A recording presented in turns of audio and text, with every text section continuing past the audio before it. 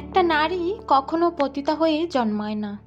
একটা নারীর পতিতা হওয়ার পেছনে কোনো না কোনো পুরুষ দায়ী, আমাদের সমাজ দায়ী, এমনকি ফ্যামিলিও দায়ী। আমি জানি আমার এই কথা শুনে অনেকেই রেগে যাবেন আমার উপরে। তাহলে চলুন আজকে একটা বাস্তব ঘটনা শোনাই আপনাদের। 1993 সালের 12ই ডিসেম্বর বিয়ে হয় শিবানীর। দরিদ্র পরিবারের মেয়ে সে। তারা 4 বোন, কোনো ভাই নেই তার। বাবা যে অনেক বৃদ্ধ হবে তা নয়, সে প্যারালাইজড রোগে আক্রান্ত। পরিবারের ছোট মেয়ে শিবানী। তাই শিবানীর 3 দিদি আর জামাইবাবু মিলে কোনো রকমে শিবানীকে বিয়ে দেয়। সেই সময়ে শিবানীর বিয়ের যৌতুক হিসেবে 10,000 টাকা দাবি করে শিবানীর শ্বশুর। তার 3 দিদি আর জামাইবাবু টাকা দিতে রাজি হলেও বিয়েটা মিটে যাওয়ার পর তারা আর যৌতুকের টাকাটা দেয়নি, যার কারণে শিবানীর জীবনে নেমে আসে কাল বৈশাখী ঝড়। শিবানী স্বামী, শ্বশুর ও শাশুড়ির হাতে অত্যাচারিত হতে থাকে। প্রায় 8 বছর সংসার করে 3 সন্তানের জন্ম দেয় সে।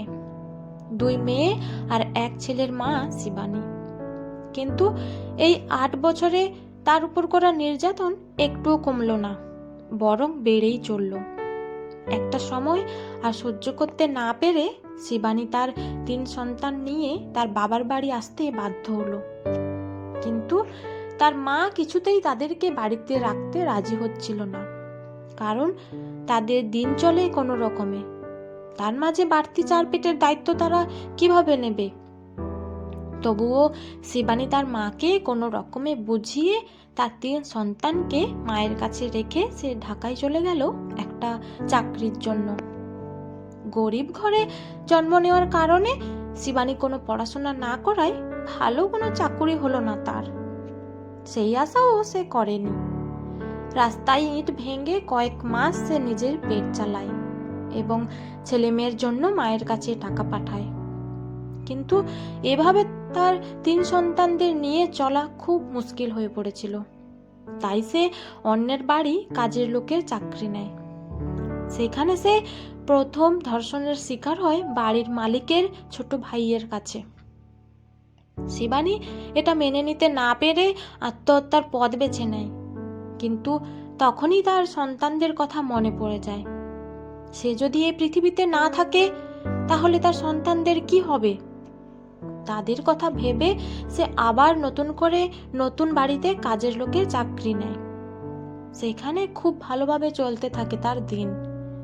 কিন্তু শুধু একটা বাড়ি কাজ করে তার 3 সন্তানকে মানুষ করা সম্ভব হচ্ছিল না। তাই আরও কয়েকটি বাড়ির কাজ নেয় সে। কিন্তু সবাই তো আর একরকম হয় না। যতগুলো বাড়িতে সে কাজ করেছে বেশিরভাগ হয় বাড়ির মালিকের হাতে, না হয় তাদের ছেলের হাতে, নয়তো মালিকের ভাইয়ের হাতে অত্যাচারিত হতে হয়েছে তাকে। এভাবে ধর্ষিত হতে হতে একদিন সে বিদেশে চলে যাওয়ার সিদ্ধান্ত নেয়। সে দ্বিতীয়বার যে বাড়ি কাজ করত সেই বাড়ির মালিক তার সব কথা শোনে আর তাকে বিদেশে যাওয়ার জন্য ব্যবস্থা করে দেয়। 2004 সাল শিবানী পাড়ি দেয় দুবাই, যেখানে মেয়েটি তার শ্রম দিয়ে টাকা ইনকাম করতে গিয়ে ধর্ষিত হলো বহুজনের কাছে বহুবার। সেখানে সে নিজের দেহ বিক্রি করে স্বেচ্ছায় টাকা ইনকাম করতে ক্ষতি কি? যাই হোক, মূল কথায় আসি। মেয়েটি বিদেশে গিয়ে অনেক টাকা ইনকাম করতে শুরু করে। সে তার হাত খরচের টাকা রেখে বাকি টাকাটা তার মায়ের কাছে পাঠিয়ে দিত তার সন্তানদের পড়াশোনার খরচ সহ তাদের সংসার চালাতে। কিন্তু তার মা শিবানীর বড় মেয়ে সুমিকে দিয়ে বাড়ির সব কাজ করাতো। মেজ সন্তান সুমনকে স্কুলে ভর্তি করিয়ে দিল, আর ছোট মেয়ে ঋতু তো অনেকটা ছোট। এভাবে কেটে যায় আরও কয়েকটা বছর। শিবানীর স্বামী আর তাদের খোঁজ নেয়নি কখনো। হয়তো সে আবার বিয়ে করে নিয়েছে। কিন্তু শিবানী যেভাবেই হোক তার ছেলে মেয়েকে ভালো রাখার স্বপ্ন নিয়ে নিজের সুখ বিসর্জন দিয়ে সন্তানদের ছেড়ে বিদেশে রয়েছে। সে দুবাই যে মালিকের বাড়িতে কাজ করত সেই মালিকের সাথে তার খুব ভালো ভাব ছিল, কিন্তু সেটা তার স্ত্রীর চোখে পড়ায় শিবানীকে দেশে পাঠিয়ে দেওয়া হয়। দেশে এসে শিবানী তার মায়ের কাছে যত টাকা পাঠিয়েছিল তার হিসেব চাইল, কিন্তু কোনো হিসেব দিতে পারে না তার মা। দুঃখী শিবানী আবার সেই হতাশা নিয়ে সেই নিষ্ঠুর ঢাকায় পাড়ি দিল। তবে এখন আর কোনো লোকলজ্জার ভয় নেই তার। সে যখন বিদেশে গেছে তখনই তার নামে রটেছিল হাজারো নোংরা কথা। কাজ করার নামে ধর্ষিত হয়েছিল বহুবার, তাই দেশে এসে সেই পথই বেছে নিল। পতিতার খাতায় নাম লেখালো সে। সবাই এক নামে চেনে তাকে, তাকে সমাজে সবাই নিচু চোখে দেখে, কিন্তু তার বিন্দুমাত্র আক্ষেপ নেই তাতে। তার একটাই চিন্তা, নিজেকে বাঁচতে হবে, ছেলে মেয়েদের মানুষ করতে হবে, ছেলের ভবিষ্যৎ আর মেয়েদের ভালো ঘরে বিয়ে দিতে হবে। সে চায় না তার মতো অভিশপ্ত জীবন তার ছেলে মেয়েদের হোক। হ্যাঁ, আজ গরিব ঘরের মেয়ের পতিতা হওয়ার গল্পটা সবাই জানলেন। তাহলে এটাও বোঝার কথা, কেন আজ তার ঠিকানা পতিতালয় হলো, কেন সে সমাজের কাছে নিচু, কেন সে সবার মতো মাথা উঁচু করে বাঁচতে পারল না, কেন সে স্বামী সংসার নিয়ে সুন্দর একটা স্বপ্ন বুনতে পারল না।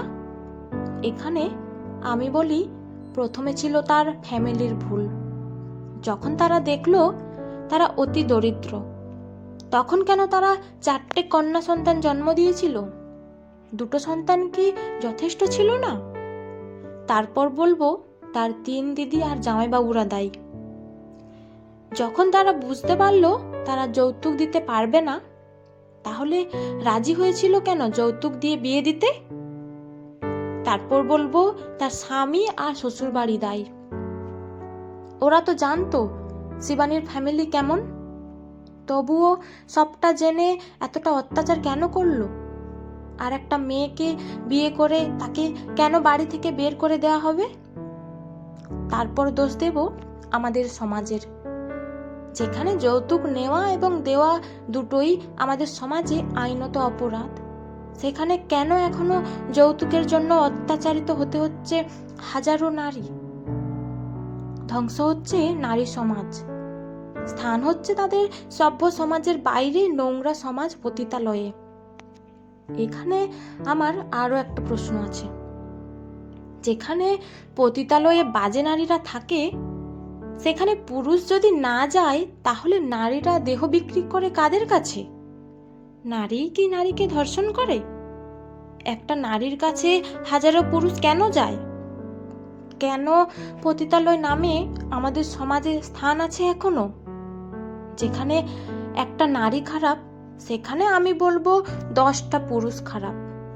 হ্যাঁ, নারীরা ভালো সেটা আমি বলছি না, তবে পুরুষরা যদি এতটাই ভালো হয় তাহলে নারী কি একা একাই খারাপ হয়ে গেল? তবে সব পুরুষও যে খারাপ সেও আমি বলছি না। এখানে আমি সেই সব পুরুষদের কথা বলছি যারা বাড়ির কাজের মেয়েকে একা পেয়ে ধর্ষণ করে, যারা অসহায় একটি মেয়ের দুর্বলতার সুযোগ নিয়ে ধর্ষণ করে, যারা শিক্ষক হয়ে ছাত্রীকে ধর্ষণ করে, যারা সমাজসেবী বলে পরিচিত হয়ে গরিব ঘরের একটি মেয়েকে কাজ দেবে বলে এনে একাধিকবার ধর্ষণ করে, তারপর কোনো আবাসিক হোটেলে দিয়ে আসে চুক্তি করে, যারা ভালোবাসার অভিনয় করে ভোগ করে নিচ্ছে একটি মেয়ের দেহ। এখন আপনিও বলেন, কে দায়ী? আপনার দৃষ্টিকোণ থেকে কে বেশি অপরাধী? কে সমাজে খারাপ কাজ বৃদ্ধি করছে? আমি সেই সব পুরুষদের উদ্দেশ্যে বলতে চাই, তোমরাও চরিত্রহীন, তবুও তোমরা সমাজে মাথা উঁচু করে বুক ফুলিয়ে চলো। নারীকে যোগ্য সম্মানটুকু দেওয়ার প্রয়োজন মনে করো না, কিন্তু তোমরা পুরুষরা একটা নারীর গর্ভে জন্মেছ, নারীর কোলে বড় হয়েছ, নারীকে মা বলে ডেকেছ। নারী পতিতা হয়েছে শুধু তোমাদেরকে মানুষ করার জন্য, আর আজ তোমরাই নারীকে পতিতা বলে ডাকছো। আমি এখনো বলবো না নারীর কোনো দোষ নেই। হ্যাঁ, নারীই দোষী, নারী পতিতা, তবে তোমরা কেন ভালো হও না?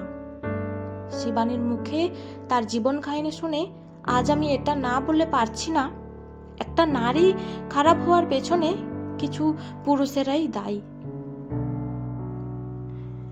কমেন্ট করে অবশ্যই জানাবেন কিন্তু আপনার মতামত, আর চ্যানেলটিকে সাবস্ক্রাইব করে পাশে থাকবেন। পাশেই থাকা বেল আইকনটিকে অন করে দেবেন। Thanks for watching.